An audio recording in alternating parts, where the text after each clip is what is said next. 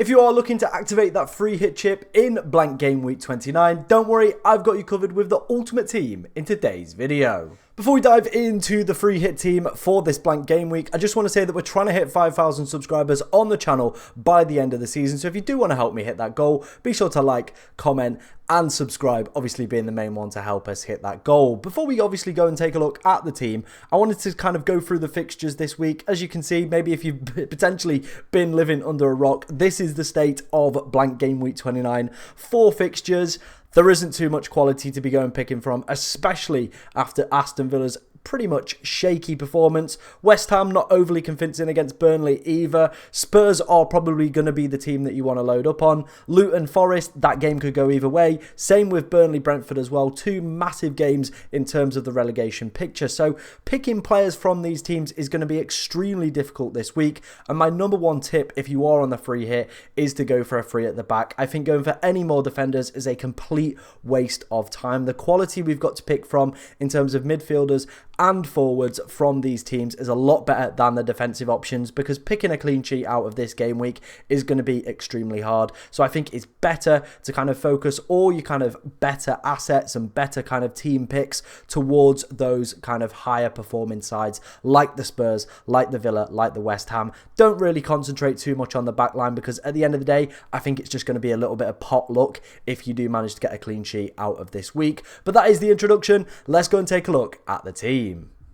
And wasting no time and diving straight into our team, we're going to start off with our goalkeeper, and we have selected Flecken. Like I said in the last section, defensively, it's going to be extremely difficult to pick a kind of player that's going to do this well this week. I think with this being a huge relegation 6-pointer and Brentford massively needing the points, they're now only 1 win in their past 8 Premier League games as well. So hopefully against a Burnley side that do look a little bit defeated at the moment, they probably are going to go down. I don't think there's any chance of them staying up.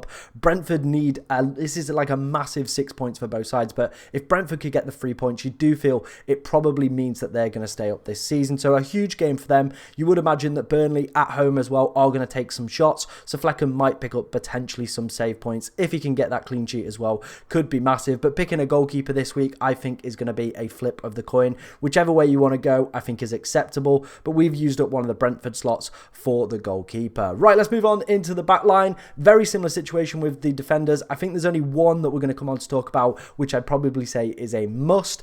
Everyone else I think can very much be chop and change, but we're starting off with Murillo for Nottingham Forest. Again, a huge game in that relegation picture. You feel if Nottingham Forest can win that game, they do start to shift themselves away from that relegation picture, so a massive game for them. Murillo, he does play centre-back. There isn't too much exciting. Looking at the wing-backs, Toffolo is probably the better option if you were to go for a little bit more of an attacking player, but his minutes aren't quite secured. Same with Nico Williams in that right back position as well. There does seem to be a little bit of rotation amongst that back line. They sometimes play a 4, they sometimes play a 3 with wing backs as well, so it's all dependent. You do feel against a weaker side they might potentially switch to a wing back system, so the likes of Toffolo, Williams, whoever else plays in that right wing back position could be a potentially good option, but we've just gone safe. Murillo plays even if the system does switch to that back 3 system. Moving on to our next defender, it is going to be Ezri Konsa. Now, the reason I've selected him is I feel his minutes are pretty secured. Obviously, he's suspended for the next round of the Europa Conference League, so I feel like Emery is just going to use him in the Premier League games. He's going to see out the full 90, rest his other defenders, the limited defenders that he does have, for the Europa Conference League game. So I feel like Konsa is a pretty secured minutes kind of guy. He also can play right back as well as centre back, so I think he just does offer that little bit of utility as well to the Villa side, and in terms of his FPL kind of prospects, he can play 2 positions, so that means he's got a higher probability of seeing out more minutes in my personal opinion. But those first 2 defenders and the goalkeeper I think can all go down to your own personal preference. Whatever way you want to go, whatever player you potentially have identified that you think might do well this week, I think go for it, because it's extremely hard as a content creator, and I feel a lot of other people in these positions, they're going to say a lot of the same things, to be honest.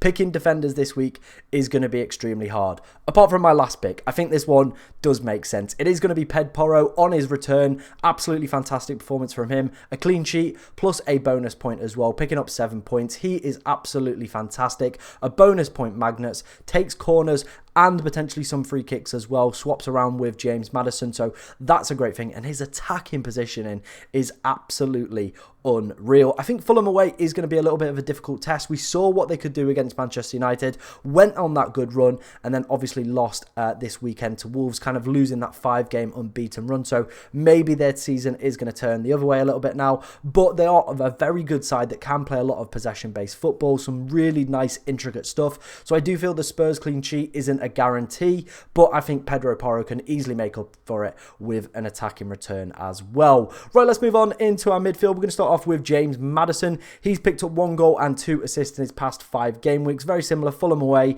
It probably is arguably one of the best fixtures on paper. Spurs are the best team playing in this double game week. There's blank game week, sorry. There's no getting around that. So I think it is definitely worth going for the triple up for Spurs players. Maddison as well, he seems a little bit more secure in his minutes compared to the likes of Kulusevski, Richarlison, and who's the other guy? Brennan Johnson as well. Obviously, Richarlison now injured at the moment, but could feature in 29. Johnson, Kulusevski, all these other guys seem a little bit more of minutes risks, whereas Porro, Maddison, and of course the obvious player we're going to come on to talk about, I feel they're a little bit more secure in their minutes. Right, moving on to our next midfielder, it is going to be Jarrod Bowen. The reason I've gone Bowen over Kudus is I do feel that he has the higher probability of getting a huge double-digit haul. We've seen it a few times from him this season. That is why he's up there as one of the highest scoring players so far this season in the game. Villa at home, it's going to be a difficult test for West Ham. They seem very much hit and miss at the moment. Europa Conference League as well coming up for, not Europa Conference League, Europa League coming up for West Ham. They're a little bit better than Europa Conference League now. But yeah, a tough game for them coming up. But I do feel Bowen does have that slight edge over the other West Ham midfielders. Maybe you disagree. I think Kudus is still a pretty good pick if you wanted to go down that route. But for me, I do feel like Jarrod Bowen does have that high probability of going and getting a mega haul over Kudus. Right, not finishing up our midfield. Our third midfielder. Let's get it right. Our third midfielder is going to be Son. Now, for me, he is an absolute essential. If you're not on a free hit for this week, he should be a player you should have in your team. If you are on a free hit, he should be the first name in it. He is going to be your captain. For me, he is the best shout, the best captaincy option. Obviously, put up a mega score this week. 17 points for him. Back from the Asian Cup. Before this week, he had 1 goal and 1 assist as well. So starting to find his feet as well. He is Spurs' key man, isn't he? He's a danger man. Very capable of holding that armband as well. And can produce magic like that 17-pointer haul we saw this week. If you give him the armband next week as well, I wouldn't be surprised if he goes and puts something like up to that level in again for those performances. Very capable of it. And an absolutely fantastic finisher. So an absolute must for me on the free hit. Or if you're not free hitting and just using transfers, he should be the player that you go and get. Right, finishing up our midfield, we're going to go for Morgan Gibbs-White.